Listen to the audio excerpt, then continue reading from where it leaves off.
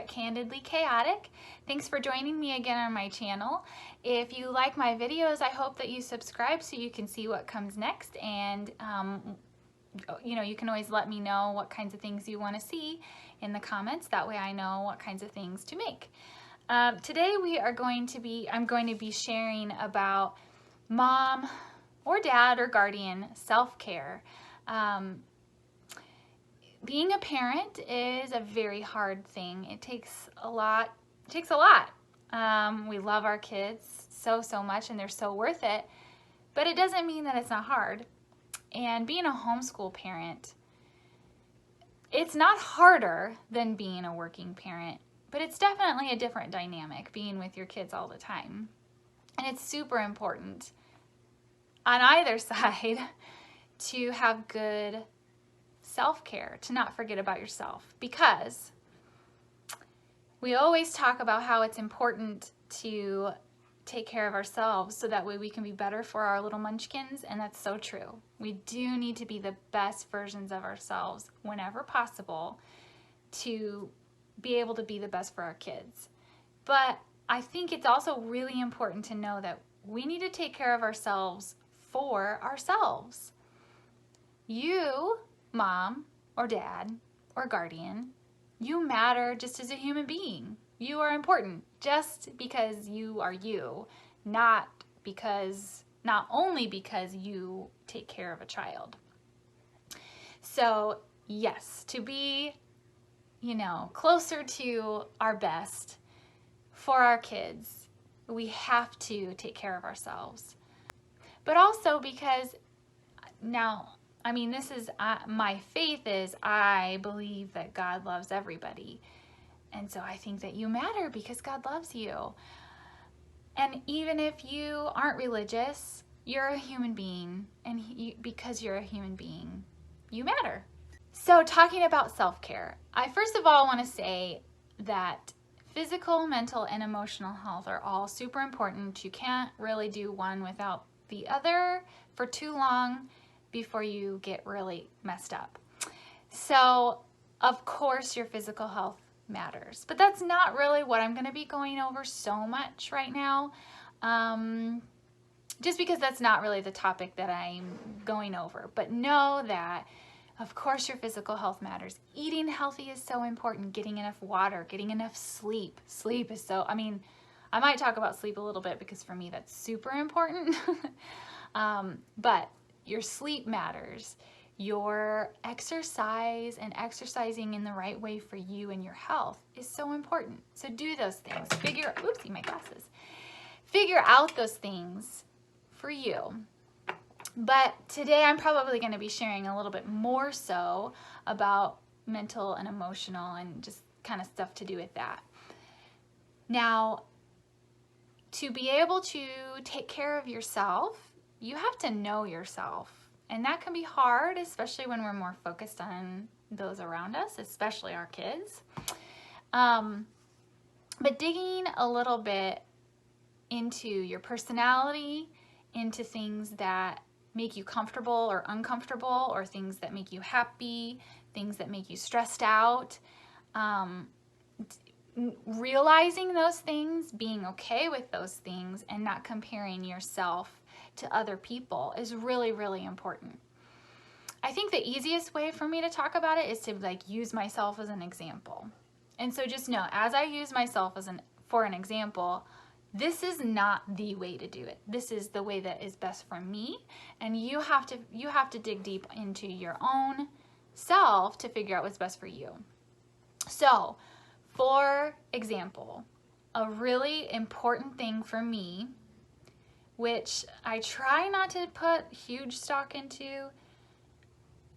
Well, anyways, a really big important thing for me is I work best when my house is fairly clean and things are put away for the most part. Now, obviously, I have 2 young children, and so that is not, my house gets messy and the toys get everywhere, and I don't always do the dishes right away, and things go undone, and believe me, my, Achilles heel is laundry. I just can't seem to keep up with that, and it's always everywhere. But if for me to feel less stressed, and I have like some anxiety stuff, and I just know that my anxiety is much calmer when the house makes me feel comfortable. And so I do have importance on putting things away, you know, like having a place for everything and everything in its place, that like silly little saying. For the most part throughout the day, I really try to like do it as I go, so that way I don't get overwhelmed. And at the end of the day, we always have this like reset, like the boys clean up their toys and we try to put certain things away, and you know, that kind of thing. Now, that can get crazy, and I don't want people, you know, I don't want it to be so bad, so far that way that like my kids don't think that they can do anything and can't live in the house. That's not where I want to be. But I want to be honest and okay with the fact that I'm not the kind of mom who's just like, yeah, whatever, I don't care how my house looks. Because some moms do great with that, and I think that's awesome. I think that's awesome to be able to just like, to have that not feel crazy to you, and you just be able to really be okay with that and move along in it is great. But that's not how I am. And for a while I felt really bad about that, because I thought, oh my goodness, I'm like this like crazy clean freak mom. So I had to, you know, come from being a crazy clean freak mom to knowing that things need to be at a certain level of clean and a certain level of put away, usually, for me to feel less stressed, and say, you know what, that's okay. If that's part of what I need, so for my anxiety to be at a good level, then we know it and we can put things in place for that. So knowing how you are, maybe it stresses you out to have a completely like clean house all the time because you feel like you're just constantly doing, and you don't like that. Well, then that's fine. Don't compare yourself to other people who have these crazy clean houses. Does that make sense? Another thing that I have learned over the years is, this was a big one for me. I'm an introvert and my husband is an extrovert. And so my husband gains energy from, like, he renews his energy when he's with other people. And I mean, you know, he gains energy from being with his family, like us, of course, but you know, he really likes being with groups of people, doing things with others all the time is just something that really brings him life. And while I love people and I need to have that interaction and I enjoy that interaction, I gain my energy when I get to be by myself, contemplate things by myself, have some time to think alone. And if I spend too much time with other people, I get really, really worn out. And so, and you know, for me, it's kind of like these rings of people. It's like strangers really take it out of me. Acquaintances, less so. Friends, less so. Really good friends, you know, less exhausted. Family, you know, like it's like moves in, and then finally I get to my little pocket of people who live in my house, my husband and my kids, and you know, of course, it takes way less out of me to be around them, but there does come a point where I don't have anything left to give because I'm giving it all of the time to my family members, and I need to be completely alone. I felt really guilty about that for a long time, and that's silly. That's a silly thing to feel guilty about. It's okay that we're all different, and it's okay that we all need different things. I used to feel bad that I needed to like disappear for a little while, and my husband does not. I mean, every once in a while he needs a little bit of alone time, but it's like super short and looks way different. And that means that we can't let that, you know, make us feel guilty and then not do it. So you need to just kind of pay attention to yourself and how you feel when you're doing certain things, and really be honest with yourself about, man, you know, I think I'm an introvert, or man, I think I'm an extrovert. Like, because if you're an extrovert, I can imagine that there's only so much time that being with your core family that you can go without feeling like, I don't have enough social interaction, I need more, I need to be filled up by being with lots of people. So I can imagine that it can go the other way too for an extrovert. So knowing that about yourself and being okay with that, and not judging yourself and not comparing yourself to others, but just owning up to, this is how I am, this is what I need, and then figuring out a way to make that work. So we've only talked about like 2 things, but the 2 things already, you just have to be honest with yourself about what you need and not feel guilty about it. Though that's like one of the biggest things that I could say probably in any of this. I think also, as far as self-care goes and knowing yourself and how you function, I've talked about schedules and routines a little bit. Like, I don't like a super set schedule, but I need to have something. That's really helpful for me. When our day has no rhythm and no routine, it ends up going amok and it feels yucky and I don't like it.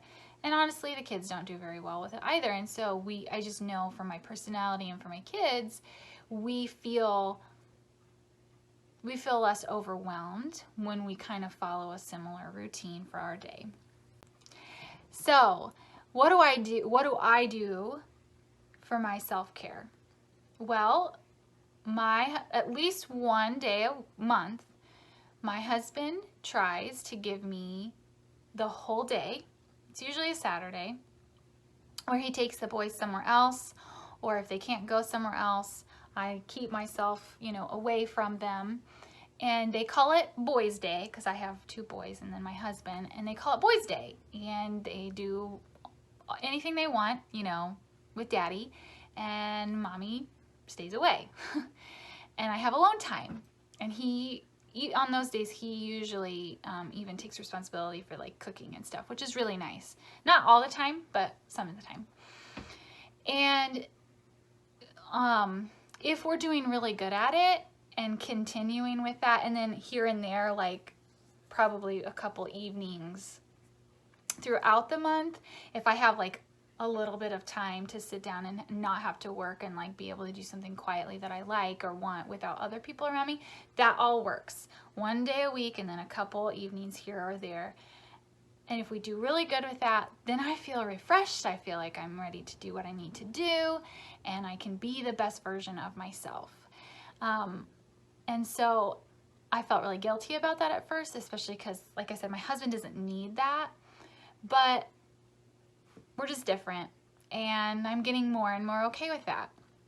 So also knowing, once you know what your personality is, like being with people, being by yourself, I don't even know. There's probably so many different things that I can't even think of how you might feel like you gain energy. But, I've also learned that sometimes I need to sit and read a book, or sit and just veg out and watch TV or whatever. But that can't be the only thing that I do, because I don't end up gaining a whole lot. Like if I sit and veg out and watch a movie for an hour, what would that be, like 2 hours, and because I'm so tired and I needed to just like, bruh.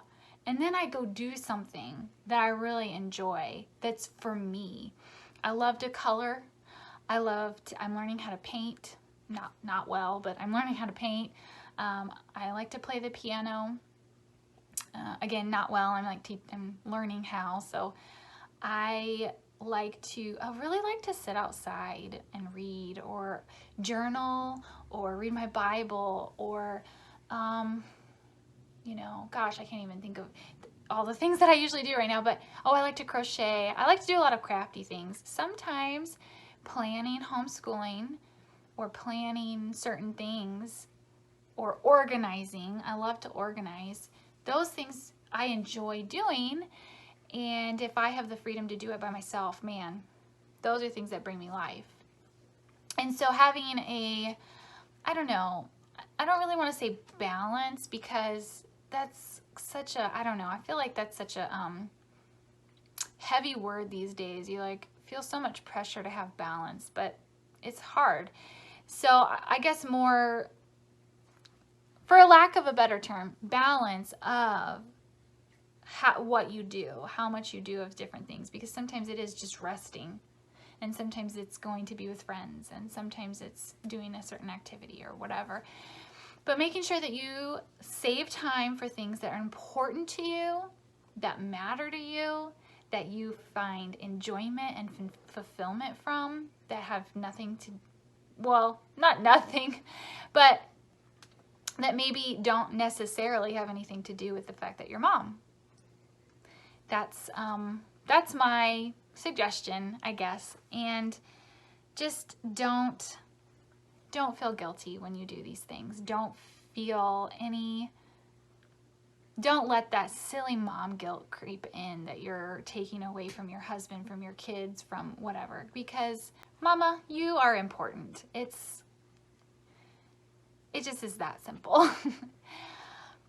So this video honestly was a little harder to make than I thought it was, or would be, just because I want to make it clear that I don't have the answers for you, because what I do and what I need is likely pretty different from what you do and what you need. And so it's really, it comes down to, you need to search yourself, figure out who you are and your personality, and what brings you joy, what brings you strength, what fills you back up, what energizes you, and go from there and work it out. You know, it doesn't, you can't just selfishly say, well, I need these huge, you know, I need 4 days by myself every month or whatever. Like, obviously that's not going to happen. But just being honest with what you need to be your best self with your partner, and then working it out in your real schedule. So I hope that was helpful for you. Let me know what you do for self-care, and what brings you, you know, what helps you feel rejuvenated. And go ahead and give this video a like if it was helpful to you.